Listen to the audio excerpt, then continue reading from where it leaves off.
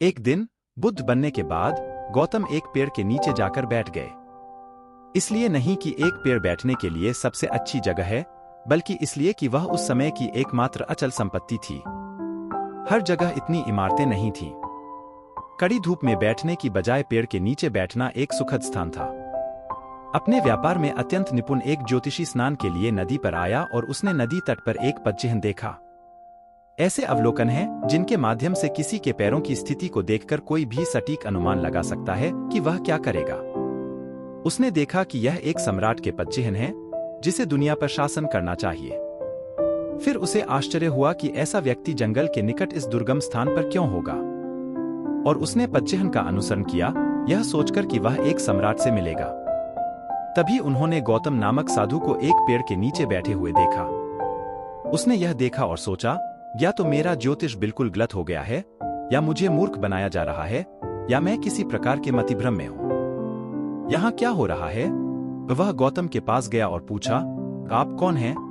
गौतम ने कहा, मैं कोई नहीं हूं, मैं बस कुछ नहीं हूं। लेकिन आपके पास सम्राट के पैर हैं, आपको दुनिया जीतनी चाहिए।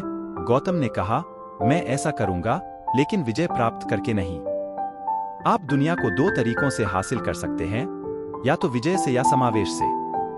दोनों ही तरीकों से कोई न कोई चीज आपकी हो जाती है। लेकिन यदि आप विजय प्राप्त करके आगे बढ़ते हैं तो यह हमेशा आपकी गर्दन में दर्द रहेगा।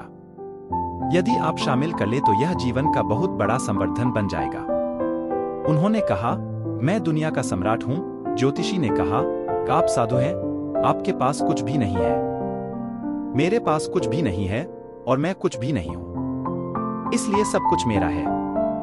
कुछ नहीं होने का मतलब यह नहीं है कि आप किसी काम के नहीं हैं। जब आप कुछ नहीं हैं तो इसका मतलब है कि आप सर्वसमावेशी हो गए हैं। यदि आप कुछ हैं तो इसका मतलब है कि आप केवल वही हो सकते हैं। यदि आप कुछ नहीं हैं तो आप जैसे चाहें वैसे हो सकते हैं। यह ज्योतिषी बैठ गया और बोला, आप साधु हैं, आपके पास कुछ भी नहीं है, ऊपर से आप कहते हैं मैं कुछ भी नहीं हूं और सब कुछ मेरा है, यह क्या है?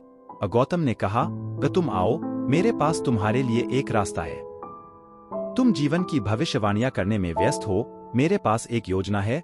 आप जीवन के बारे में भविष्यवाणियां करते हैं क्योंकि आप कोई योजना बनाने में असमर्थ हैं। यही कारण है कि आप भविष्यवाणियों पर निर्भर रहते हैं। यदि आप एक योजना बनाने और उसे क्रियान्वित करने में सक्षम हैं, तो आप भविष्यवाणियों पर निर्भर नहीं रहेंगे। गौतम ने कहा, आप व्यस्त हैं अनुमान करना। मैं यहां हूं, मेरे पास एक योजना है। आओ, मेरी योजना का हिस्सा बनो, हम कुछ और करेंगे।